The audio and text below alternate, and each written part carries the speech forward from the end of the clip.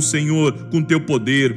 Senhor, domina teus inimigos pelo teu poder. Que o poder de tua ira seja lançado contra os poderes das trevas que possam estar contra a minha vida. Lanço o poder da autoridade do Senhor contra todos os demônios que eu encontrar em nome de Jesus. Estou livre do poder de Satanás. Esta casa está livre de toda influência das trevas. And we'll call this test. And so there's our directory. And let's change into this directory. And so right now it's just an empty directory, but let's make a file. So we'll call nano, and we'll call this file 1. And let's just put a bunch of text in here.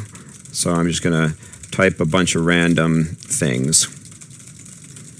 Okay. If you can't tell, I'm a very good typer. And I think this is perfect. Okay. So we'll save that. And so now I can, if I call file on file 1 to get some information, it just tells me it's a text file, which is what I expect. I can cat that to the screen so I can see all of the gobbledygook I typed in. And I can get the size of the file if I do ls tac l. And so right here we have a size of 466.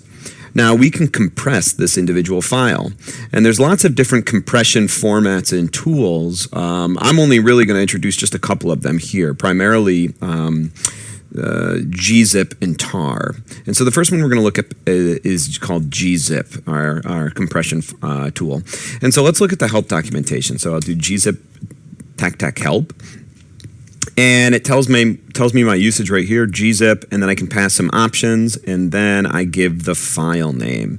And so if we look at some of the flags here, I can pass a tac-d to decompress. The default mode is to compress a file. I have to pass tac-t to uncompress it or decompress it. We could also maybe pass like the tac-v to get the verbose mode, which will give us a little bit more information if we wanted it. All right, so let's just do this. I have my original file size right here. And so let's call Gzip to compress our file. And so our file's name is file1, and it looks like it's done. So now if I type ls, my file is now changed. It's got file1.gzip, so we have this .gz for Gzip. If I call the file command on this, it looks like it's no longer a text file. It's a Gzip compressed data file, and it tells me when it was compressed, so that's good. And look, it gives me my original size, 466, so that's kind of cool.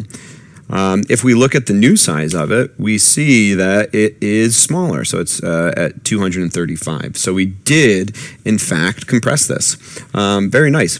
To uncompress the file, we can call Gzip with the tac-d option to decompress it. So we'll call Gzip tac-d file1.gz. And now if I look, file 1 is back. And so if I type file 1 to look at it, it's back to being just a text file. And if I do ls tac l, we're back to the original size. So let's zip it again. So I'll do Gzip file 1. All right, there it is.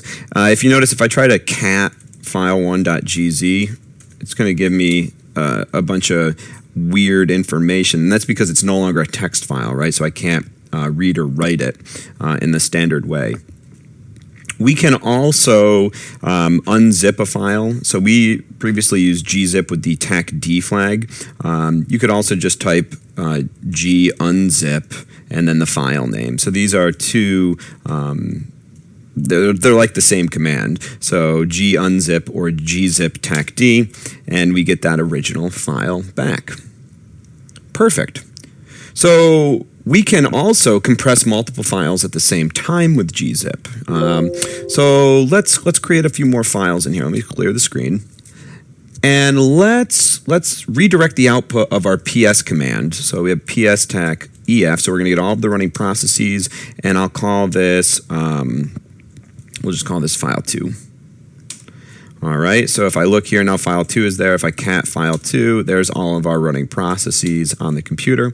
And let's also we'll call our IP command, so IPP or IP address, and let's redirect this into file 3. All right, so if I cat file 3 to the screen now, we've got that all stored. Perfect. Let's look at a long listing of these. We see the size of the files. They're bigger than our original text file, which is what we expect, so that's good.